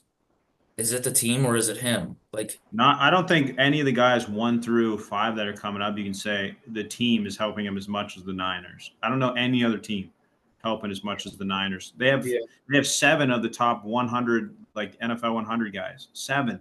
That's insane. And I would also argue that my list, even 1 to 14, none of those players I have mentioned are like team or quarterback dependent. I mentioned it for Travis Kelce, saying, "Oh, his career probably got a boost from Pat Mahomes." But 1 through 14, I think those guys are just good. I think Debo Samuel is good because he's in San Francisco's offense. 100%. I agree with Dylan. Now, I think DJ Moore this year could benefit from something like that because the Bears are trying to build something very similar. Right. I think it's the difference between benefiting and being dependent. Like DJ Moore is not dependent on good quarterback play. We've seen that through the stats. Yeah. Davante Adams. Like you even said it yourself. You said in his situation that's where he should be. But are we really, like, if we're trying to rank like these are the best receivers in the game, like if we're doing a redraft of all these guys, is someone really taking Debo and building around? Is he that guy? I don't think Is he the 6th guy people are taking to rebuild? I don't know. Yeah. That's a tough break. He was a solid keeper for a lot of people. What, 2 years ago? Oh, he'll always be solid, but is that a like product of where he's at? You have to look at the situation though. It's not his fault that he's on that team. Like he's there. He takes advantage of the system. Like it's not his. I know, yeah. I mean, if that case, we should have just listed like 1 through 5. We should have just listed San Francisco then, and then called it a day. That's not the case though. Oh, Jesus. The thing that makes him a good receiver is that he's a good athlete. He knows how to be a good receiver. Yeah, but like I said, he runs great routes. He's fast. He gets. Look at everyone else below on your list. Who is he the best route runner of anyone? Like, does he beat any of those guys? I said this at the beginning. I said that based on how I think they're also going to be doing this season, I think Debo's going to have a great season again. Like he's. Oh yeah. I guess it's just how we rank the list a little different. Like I just can't see. Like some of my guys up here, I'm pretty sure we have most of the same people, but like I don't have the exact same order that you guys do because I think based on their current situation, are probably going to have a weaker season than they did last year. Like it's. Oh yeah. Like, you see it sometimes if they still produce, like we're saying with the DJ Moore, like correct, dude, like still producing with worse talent, like I give that to him. You know what I mean? Yeah. Oh. All right, Brian, you have Garrett Wilson. All right, Garrett Wilson. Garrett Wilson, again, not to use another adjective, freaky deaky. I think he's the best player in the league, yards after catch. He's very elusive. I think he's another guy, we're going to talk about bad quarterback play, but despite Zach Wilson level quarterback play, 2 seasons, 85 plus catches, 1,000 plus yards. You'd like him to get some more touchdowns, but same thing we just talked about with DJ Moore. I think it has less to do with him and more to do with the fact that those quarterbacks were throwing a lot of interceptions and turning the ball over a lot of punting. And Garrett Wilson didn't really get opportunities to get into the end zone. I think if we're talking pure skill, Garrett Wilson is going to be a top 10 receiver for his entire career if he stays healthy. And hopefully, I don't like Aaron Rodgers, but I certainly hope that he gets good quarterback play this year so that people can start to really appreciate his potential because, I think those touchdowns will come. I think he'll be a guy who could easily get 1,500 yards a season, like, Devontae Adams. But we'll see. It all depends on the quarterback play for Garrett Wilson. Right. I had Amon-Ra St. Brown. He was a little higher, but I had to make room for one more tight end just to make Brian happy. I could have put him. Honestly, I would have been okay with putting him anywhere 1 through 5, just because I just like watching him. He probably doesn't do any one thing. I mean, route running is probably his best attribute. He's a great route runner, pretty good hands. If he was a little bigger, that might help. I don't think he's overly huge. I think he's only like 5'11", maybe. But yeah, I just think he's a stud. And on that offense, like they tailor it right now to, Laporta's, to him, to that little bit of the run game. So I just think it's really fun to just let him cook on the lines. I mean, I think you could have him anywhere, probably 2 through, 5, depending on it. So I would assume that you probably both have him up there. And maybe you don't at all, but I just feel like at this point, you got to have him on there. Like, how can't you? You can't really deny it. And I think he's only going to get better as long as he has a competent QB. Let's not talk about Jared Goff. But, all right. All right. That's why I didn't even want to mention his name. I know. This is brutal. I mean, I'll jump right in Amon-Ra St. Brown's instead of we just talk about. I'm really excited to see this CeeDee Lamb take here, but yeah, I mean, especially if you guys don't even put fucking Travis Kelce over CeeDee Lamb. That's gonna piss me off. Anyway, I'm getting off track. Amon-Ra St. Brown, I think last year proved that he's an all-around good receiver. I used to think he was very similar to Cooper Kupp. He needs to be in the slot. He's a physical catcher, but he's not that talented. But I think last year was the first season where I really looked at him, and it's obviously because the Lions' offense was so much better than it was in the past. But last year I started to really appreciate that he's not as slow as I thought he was. He's not as short as I thought he was. His arms are actually pretty decently long. He's able to make some pretty impressive catches. And I think he's just all around a really good receiver. And I feel like I underrated him in years past, and I think 5 is probably a little bit too high. I've already mentioned a couple of guys that I think in the future will pass him: Marvin Harrison, DJ Moore, Devontae Smith, Roma Dunze, League Neighbors potentially. Because I think he is a little bit limited. He's not going to be a guy who is having a Randy Moss type game where he has 3 catches for 189 yards and 3 touchdowns. But he will comfortably sit in that bag of a player who's going to have 10 catches for 90 yards and a touchdown. And I think he is the king of consistency right now as well. Him and Mike Evans, both those guys just super consistent. And so I had to put him 5 after last season, and I think looking forward into this season. But he's got him a little bit iffy on still. I feel like I underrated him. I probably would not have had him in my top 10 last year, but gotta give him his respect. Unlike you two with disrespecting the number 1 receiver in football last year. So let's hear it. Yeah, I'll go first, Mitch. I'll go first, buddy. Go for it. So CeeDee Lamb. Yeah, I know. I knew you were going to dick ride him, probably put him fucking 1. I knew this because you were dick riding him all last year in fantasy. I don't give him much respect. 1, on the Cowboys. There's no one else to throw the goddamn ball to besides CeeDee Lamb. He led the league in targets. He gets 180 targets. I fucking hope he would be number 1. That's ridiculous. So when you're the only guy that gets the ball thrown to you on a shit squad team, then yeah, I think you're probably going to produce a lot of numbers. But what I think for CD is he's probably the most overrated in that category. Is he's just the most fluff. He's got a lot of fluff to his game. I haven't really I would still put him probably 5 no matter what. He could have had 3,000 yards, and I still would have been like, all right, he's probably 5. I don't really know what he does better than the guys ahead of him, so I just can't put him anywhere because he led in targets, so he gets more chances. He's the entire Cowboys team. Yep. I don't understand. Like, you tell me why I should have him higher when he is the Cowboys. You know what I mean? So I will not defend him too much because he's on my top 4, obviously. So I'm not going to defend him too much, but what I will say is I think the only argument I need to make to counter him being so low on your list right now is that he was the number 1. I don't care what the fuck target. He should be number 1.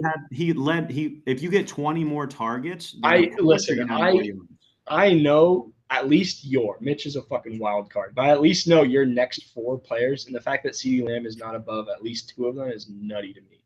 I'll just leave it at that. He's the number 1 receiver in football. Like I don't think you. Yeah, but like every year the number 1 receiver changes, and it's just whoever gets the most yards and whoever gets the most touchdowns, and it's usually because whoever got the most targets and usage on their team. So like, I'm not going to reward him because he got used the most. Like, that's like going to like the strip club and finding the girl that's like got used the most and being like, you're probably the hottest. You're probably the hottest girl because you got used the most. No, that's not. What are we talking about right now? Because that's basically what you're saying. You're saying CeeDee's the hottest. He's the hottest girl. And I would say because he got used the most. When I don't think he's the there's a hottest girl in the reason. room. I would say there's a reason that stripper or CeeDee Lamb is getting. It's probably because they're pretty goddamn talented. Yes, they are talented. That's why he's top 5. If you're top 5, you're definitely talented. But is he any better than the rest of those guys above him? If they were all switched out, you're telling me any of those other guys aren't producing these same numbers? I mean, you'll see where I have him, but I think that he is ranked. I'm going to guess you're going to have him 3 or 4. Probably 3. So let me get into why I have him here quick. I agree that yes, he gets targeted a lot, and that is kind of why he has great stats. But I also kind of agree with Snook. He's a great player and deserves to be in the top 5. I could make an argument for him to be in the top 3, but I have him here right now. And I mean, when he's playing, anywhere between 80 and 98% of your snaps and is consistently in the top 5 wide receiver every week. Like, yes, he plays a lot, but he's doing great things when he is playing. Like he's producing. It's not like he's just getting the ball thrown to him and missing. Like he's making the catches. Well, it's not playing the games plays. here. Top 5 is no slouch. It's not like we're putting him at fucking like 6, or true. 16 or true. 5. He's fit. I didn't want to get into the whole thing of like, obviously we're talking about the top 5 players at their position. So obviously we all like these guys and know that they're talented to some extent. Right. And a little bit of me, I just wanted to do it because I knew Brian really liked him. And there's just a little bit of me that was like, I could put him at 3, or if I put him a little low, like it's going to fire Brian up a little. It did fire me up a little bit. I'm not gonna lie. His downside is he plays a lot and gets all the targets, but that's also his plus side because I mean he makes the plays from the targets that he gets. Like he's making use of it, I guess. Like they throw it to him because he can make those plays, basically. Yeah. I mean, if you could tell me right, he's 1, and I'd be like, all right, like yeah, I get it. Mm-hmm.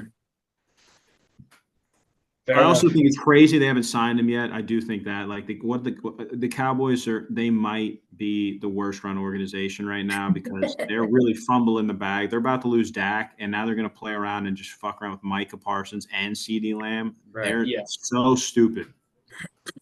Yeah, my theory is that they'll pay Micah and CeeDee and they'll let Dak walk. And I mean that's probably the right. You got to do that unless he takes you to the NFC Championship and plays well. Then I think he's done. Yeah. I'm gonna touch on Amon-Ra St. Brown here quick, just because we've talked about him 2 times in a row here. Great athlete. I think he's gonna have a really good career with the Lions, and even if he does get traded anywhere else, I I think he's just gonna have great success, honestly. I don't see him as a bad receiver whatsoever. He gets the targets because he makes great plays. He's a great route runner. He's fast. He's explosive. He's exciting to watch. Like people, he just brings that energy to the crowd and to the games and to every play that he makes. He's consistently ranked in the top 5 wide receivers almost every week. At least this past season. Um, he, I just think he puts up great stats and deserves to be in. I mean, you guys have him at 5 and 6, so I mean, right around that 5 spot. I mean, he's gonna be there again this year. I think. I don't know that he's gonna crack top 3 consistently, but I could definitely see probably him always hovering be right around that 4, 5, 6 spot, like almost every week. fringe. Always be like, yeah, top 10, but like 5 to 10 more so. Yeah. Yeah. Yeah. I'll go ahead and go real quick on Travis Kelce. Just keep that tight end going. Jesus Christ. Honestly, at this point, I don't. Especially when we talked about it, like, yeah, he does put it in cruise control until it actually matters, and then he's always one of the best players probably we've ever seen in playoffs. He just does that. If we were to ask 32 GMs. I feel like it'd be hard, even though his age right now, it'd be hard to deny a guy like that with that kind of playoff like experience. He gets better in the playoffs. Like that's the kind of guys you want on your team. Most of these guys down below, obviously, it's not all their fault. They have a whole team. They don't get to choose going to the Super Bowl every year. But the fact that he gets better in the playoffs, like I just think that is such a huge advantage to have. That's the only reason I put him that high. Everything else is like, yeah, fuck it. Like he's definitely getting older and getting slower. But I don't know how he does it. He pulls it together in the playoffs. He looks great. He makes the clutch catch. He's always in the right spot, makes the block when he needs to. Like he's just there. And so that's the only reason I put him this high. Probably too high now that I'm really thinking about it. But God damn it. With just the playoffs, like the playoff aura he's got around him, I'm keeping him there. Yep. It's I said it when definitely too high. It's Like, definitely too high. I said it when I talked about. I'm not that mad about. I'm honestly more upset that you have him above CeeDee Lamb than.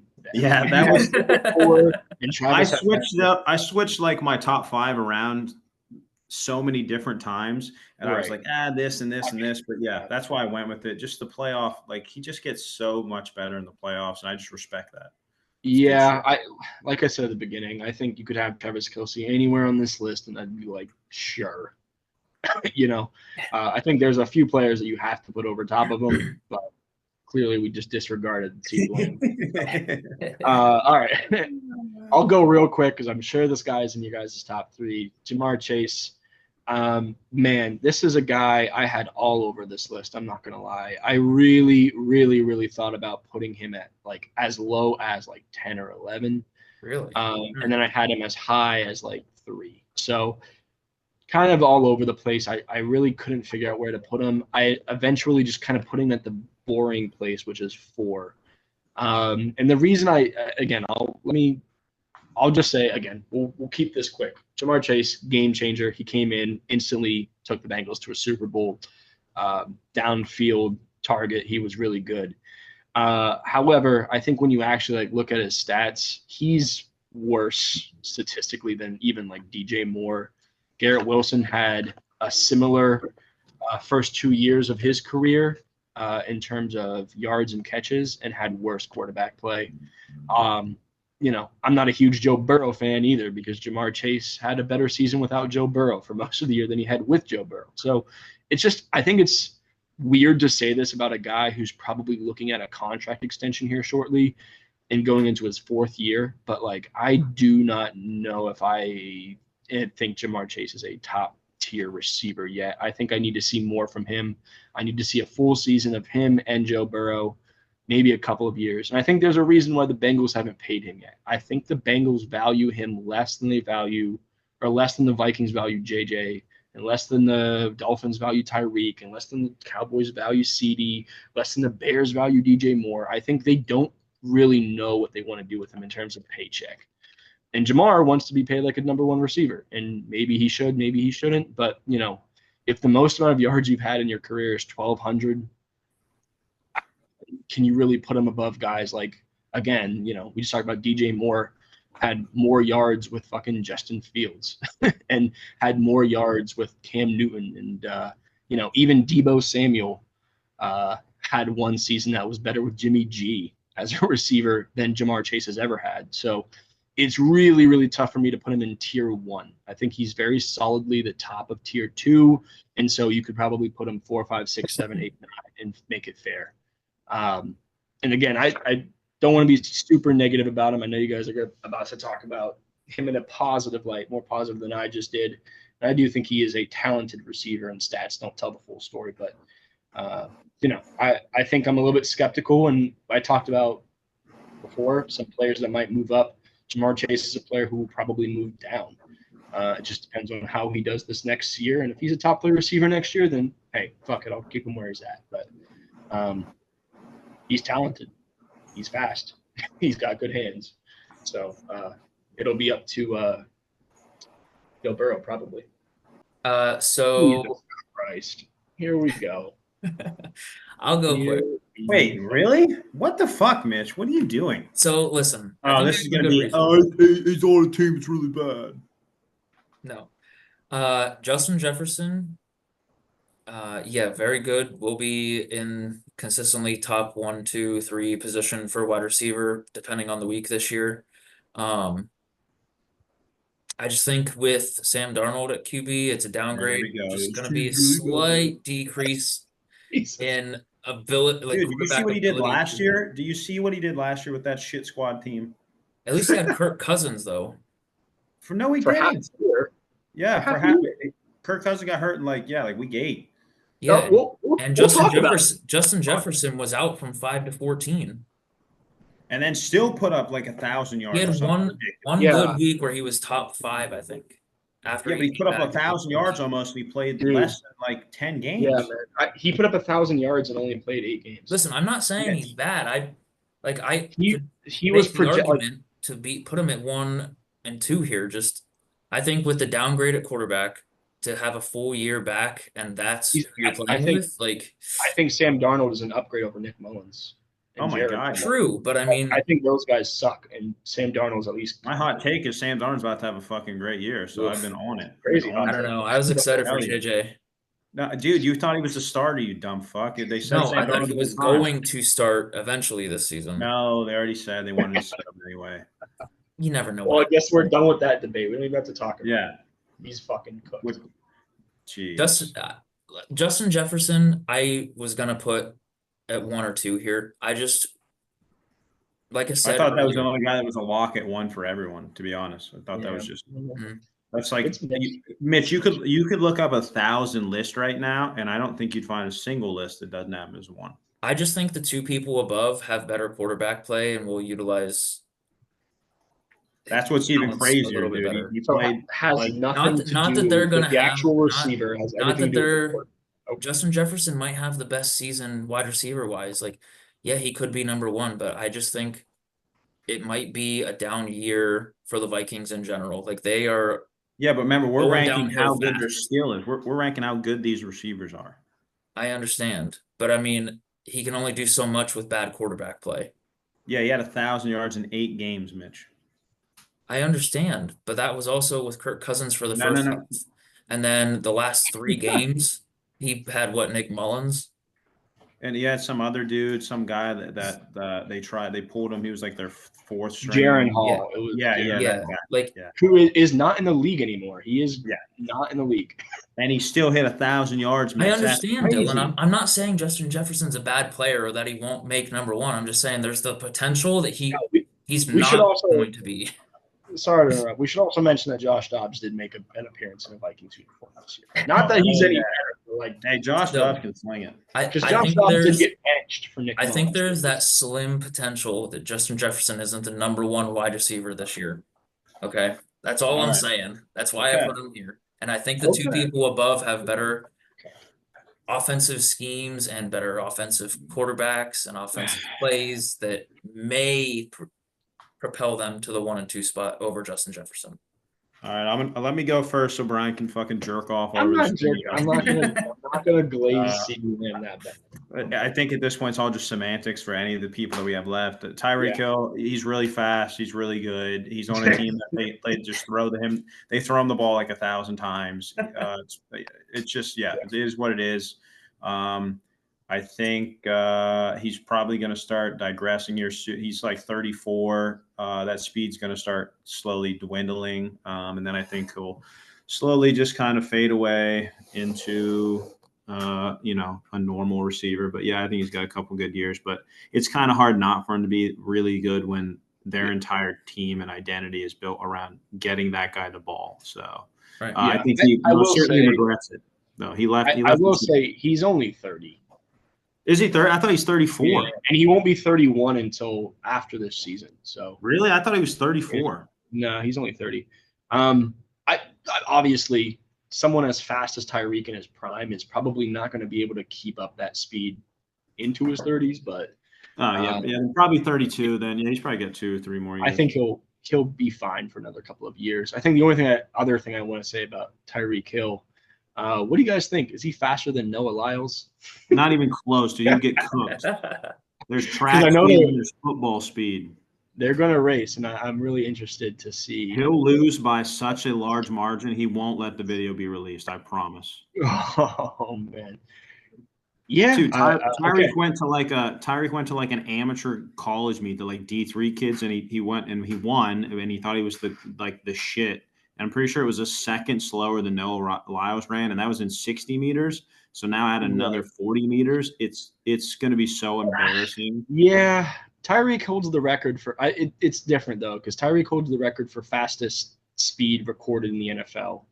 Yeah. So I wonder, if you put pads on Noah Lyles, like I think that's going to be.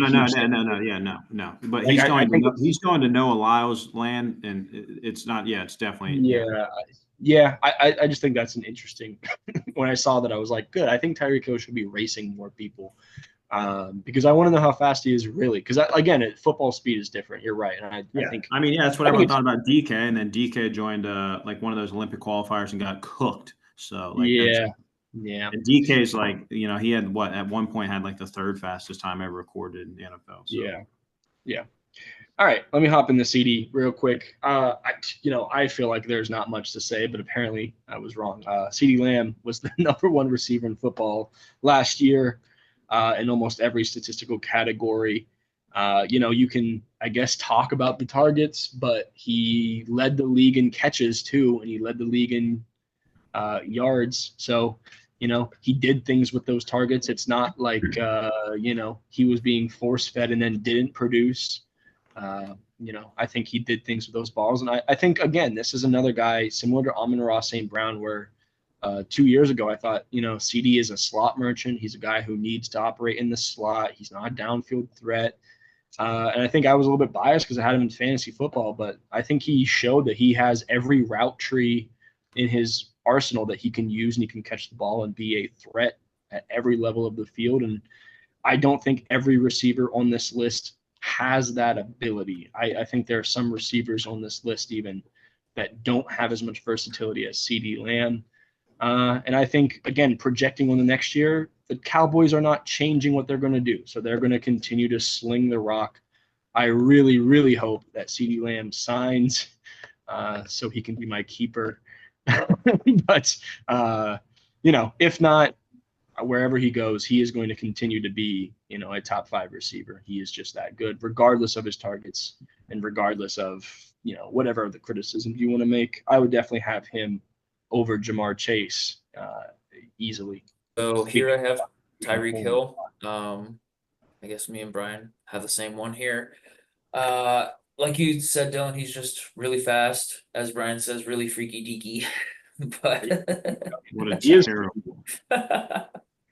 Dolphins offense just sort of like revolves around him, and then other targets open up because of him. Like when he gets the ball thrown to him, he catches the ball, he makes the plays, he's just fast, he does what he needs to. And I didn't realize he was as young as he was either until you mentioned it, Brian. But yeah, even better reason for me to put him up at 2 at this situation. Like I think if Tua can stay super healthy and not get injured and have a really, really good year, which I think he's going to, Tyreek Hill is going to explode this season. Have Yeah.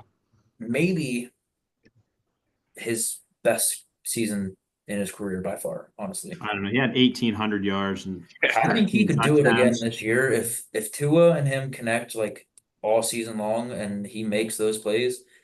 I think it could be a pretty good season for him, honestly. Like Yeah. Yeah. he could be rivaling that 1,800 yard season. Like Yeah, I agree. I think Tyreek, he is the only other player, to spoil it, that I think can compete with Justin Jefferson for that one spot. I think they're in a league of their own. They are super, super talented. And since joining Miami, it's crazy how consistently amazing he's been. right. People talked about a drop off with Mahomes, but he's had the seasons with Miami, he's been better than any season with the Chiefs. Right.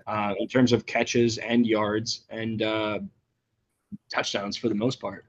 And so I think a little bit of this is Mike McDaniel and Tua, and the fact that Tyreek Hill is, when he gets the ball in his hands, is a touchdown machine, is like just a Mhm. fucking take this to the house every time he touches it.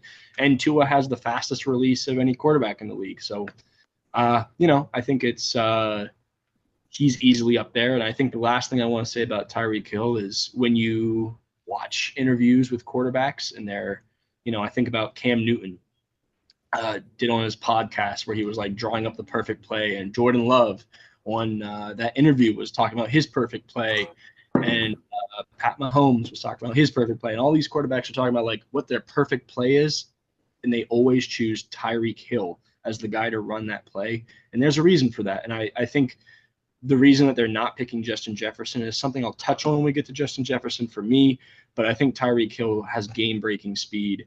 And I think there's a reason why players want to play with him. They want to be able to just be like, I'm going to either throw this short and he's going to give me 100 yards, or I'm going to throw it deep and he's going to be wide open.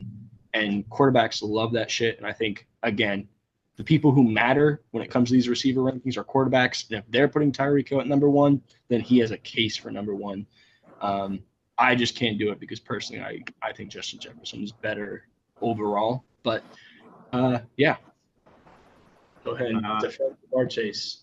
Ja'Marr Chase, baby. I want to give him a little more credit, I think, than Brian gave. I still, when I watch him, I think his speed is really up there with some of the elites. Obviously, his hands are pretty good. Even though it was funny, that was the guy. When he first came in, everyone was like, "Yeah, you can't catch a ball." And then I think he went in his rookie season and was just, I think he had like 2 drops or something ridiculous. Like he really went off. I think the issue with Ja'Marr isn't even really Ja'Marr, it's Joe Burrow. Can Joe Burrow stay healthy and play a full season? Probably never. Besides that one year they went to the Super Bowl, and that was probably about it for Joe. Ja'Marr, though, I think is like he does everything super, super well. I think his issue is one, size. Like he's not quite as big as some of these other dudes are. I mean, obviously Tyreek's a little smaller, but he's just so fast that he helps. But some of these other guys are a little bit bigger, so he doesn't really have that going for him. But I don't really see any flaw in the way he plays. I think he might just have a ceiling that I don't know if he'll ever be the number one guy, but I think I'll always probably keep him in the top 5, and he'll kind of just like go up and down. This is more just me projecting, hoping he has a good year, because I'm just tired of seeing Joe Burrow get hurt. It's better for the league. I like seeing Joe in there. I like seeing Ja'Marr having fun. Like I just like they're a fun team to watch. So yeah, it's more of a projection. Yeah, it'll be interesting to see his paycheck. Like I said, I think I read a lot into those paychecks, and I think that's what a team values. It'll be interesting to see, do they reset the market? Do they give him more than Justin Jefferson? Do they give him? Well, Ja'Marr and I bet they're both probably waiting on each other. Like the Cowboys and Bengals both are like, let's see, because both of them are going to win the highest. I think you're right. I think they're both in the same tier, and I think that's kind of why they're like, whatever he gets, I want $1 million more. Like that's probably what they're waiting on. Which is a whole nother conversation we should have eventually about NFL contracts and how they're just fucking bonkers at this point. It's getting ridiculous. I hate that shit. I hate contracts. I'd love to talk about it, but I hate how the league uses them. Yeah. All right, and drum roll for our number one. Ah, Shocking. Do you two want to get into Justin Jefferson quick, and then I'll make my case on Jamar You Chase? should take Jamar Chase yeah, first. you should take Jamar first. Okay. Yeah. So I'm gonna take Jamar Chase and touch on Justin Jefferson quick here, since you guys have him in the top. Okay. So I think, like Dylan said, he's fast. He can catch the ball, runs great routes. If Joe Burrow can stay healthy this year and play a full season, I think the potential there for him to be in that 1 and 2 position for receiver is gonna be there all season. And I was just looking at the Bengals schedule, and they have one of the weaker schedules right now. So there's a lot of opportunity for Chase to shine. They play New England, Washington, Carolina, the Giants, Cleveland twice, Las Vegas, Tennessee, Denver. Like those are some consistently, or I should say recently, bad defensive teams. Like not great. And they play Pittsburgh twice, which Pittsburgh defense usually good, but hit or miss sometimes in the passing game. Like if he can expose those teams, make great plays, and be as explosive as everyone knows he can be, I think you could see Jamar Chase making a case for the number one wide receiver this year over Justin Jefferson. And I also looked at Justin Jefferson's stats when he came back last year with bad QB play. So let me pull that up real quick. He I'm gonna stop you right now, buddy. There's just real quick, let me say it. So there's hold no on. fucking thing you can say that's gonna hold up. Hold on. Just I'm one gonna sec. be real with you. 1 sec. Be real So- with you. Jake Browning, wasn't that who the back? He was pretty all right, actually. So Yeah, and when he only played 5 games. Yeah. I'm pretty sure. when they 5 or played Cincinnati and Green Bay, he was the WR22 and WR34. Both teams were fighting. Cincinnati's just good. I think they were still hunting for the playoff race at that point. Yeah, they had to beat us in their last game, and they lost. And They dicked them down. so was Green Bay. They were fighting for the playoff race. And they also played Detroit twice in the last 4 games, who had already secured the division. So they were playing backups. And Jamar Chase, when he played those two, was WR7 and WR1 against second and third stringers. And that was with second and third, fourth string quarterback play. So if Sam Darnold performs at that second string quarterback, maybe third string quarterback level, I think Justin Jefferson is going to have just a slight dip where you could see Jamar Chase and Tyreek Hill jump up to that WR1 or WR2 position, and Justin Jefferson fall slightly off. But I could still say Justin Jefferson overall is a better wide receiver. I just think this upcoming season is going to be slightly a little bit different. Yeah, I like it. I don't have really much to say about Justin Jefferson other than like the dude's he's just good. Like Brian has alluded to many times during this whole thing, like there's just nothing he does bad. Like everything he does is good. He's just so consistent. Like the man's gonna get open. He doesn't get shut down. Like he played like 10 games last year and still gets 1,000 yards. That is ridiculous. That is so crazy. Like some of these guys we're talking about on this list barely scraped 1,000 yards and played a full season, regardless who your QB is. Jamar Chase played a full season and only got 200 more yards. Yeah, like that Less is than so 200 more bonkers yards. to me. That is insane. Like he And has only the potential. only 2 more touchdowns. Yeah, and I mean this Look, is the guy also got robbed. Like his rookie season, he should have won Rookie of the Year. He got completely robbed. I agree. He had Yeah, I like agree. 1,700 yards. It was stupid. It was insane. Like if there's going to be a guy that's going to break the all-time receiving, I think it's Justin Jefferson, not Tyreek Hill. I think it's going to break it. Yeah, I think it'd be hard for Tyreek to break it at this point. Yeah, I agree with you. I think Justin Jefferson is kind of the perfect receiver. He's quarterback proof. He's injury proof. He's I mentioned it earlier. He's a receiver who is kind of good at everything. And I think if I'm going to take it even a little bit step further, he is like top 15, top 20 all time at everything. And it's a little bit high praise for a young player, but we're projecting a little bit too, only being 24, 25 years old and having the accolades that he's had. He might go down as a top 10 receiver all time. And I think leaving him lower is just nuts. just I, not to go back to Jamar Chase, but Jamar Chase, I think some of the metrics that I really like to look at for how a receiver does, and I looked at these for my guys. When you look at like yards per target and yards per route run, all of the guys in my top 5 are in the top 15 or top 20 of yards per target, yards per route run. Jamar Chase is number 42 in yards per target and number 50 in yards per route. That means there are 49 better receivers when they're lining up and running the field last year than Jamar Chase. And there were 41 better receivers last year when they were targeted. And I think, as I'm saying this, I'm kind of feeling maybe I should move Jamar Chase down to like 8 and move everyone up a spot. Because I think I didn't even realize, I didn't look at Jamar Chase's like yards per target route run. I looked at everybody else's. And I was like, oh, I wonder why. It's actually because he's lower than even, I mentioned how A.J. Brown has terrible yards per target, yards per route run. A.J. Brown is 29th. So Jamar Chase had a worse season than A.J. Brown on a per snap basis. And I think to transition that over to Justin Jefferson. Justin Jefferson is a guy who was number 7 in yards per target and number what? Sorry, I pulled this up last second. It's fine. Be unprepared. I should probably cut this.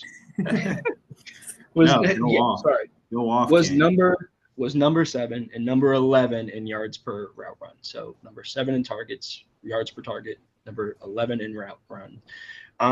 And if you look at the guys above this, he's the only guy on this list, minus Dylan had George Pickens for some reason is number 1 in yards per target. He had a pretty underrated season. Again, I feel like maybe I should put him somewhere on this list. But George.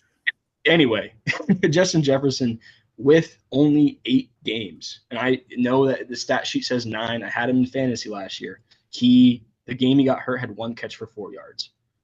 I remember that very distinctly. He laid almost a goose egg on that year, the game he got hurt. So 8 games, he had 1,000 yards.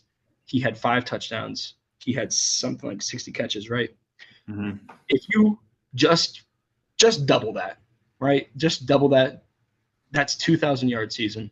That's close to the record. That's 10 touchdowns.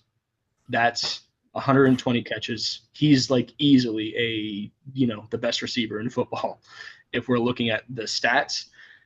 And if you're looking at the metrics like routes run and all of that, he is better than Tyreek Hill. He's better than CeeDee Lamb, and he's far better than Jamar Chase. And I think those things are kind of hard to track when you have bad quarterback play. It's very similar with DJ Moore, where you take for granted how much having a really, really good offense makes your receivers look really, really, really good. I think Tyreek Hill and CeeDee Lamb are a little bit in that category too of like, without Tua, Tyreek Hill is probably not number 2. Without Dak Prescott targeting 180 times, CeeDee Lamb is probably not number 3. And so Justin Jefferson is quarterback proof. He reminds me a lot of DeAndre Hopkins in his prime, where no matter who's throwing him the ball, he's going to fucking catch it. Like Mitch, you said this a lot, especially with Jamar Chase, he's fast. He catches the ball. Justin Jefferson is like catches shit that he should not, I think of like that special game against the Bills a couple of years ago. Those 2 catches, probably the best catches I've ever seen. Like some of the best catches for sure. And I just think there's nothing that he does bad that I can move him around on this list. Like Tyreek Hill, he's not big enough to like break a tackle. CeeDee Lamb, he has a lot of drops. Tyreek Hill actually does drop quite a bit. And CeeDee Lamb, has some catches like Justin Jefferson, but doesn't have that like big playability that Justin Jefferson has. And Jamar Chase, like I said before, doesn't have the production. Even if he looks like he's on the same tier, I don't think the production is there. Yeah, I think he's just a really good receiver.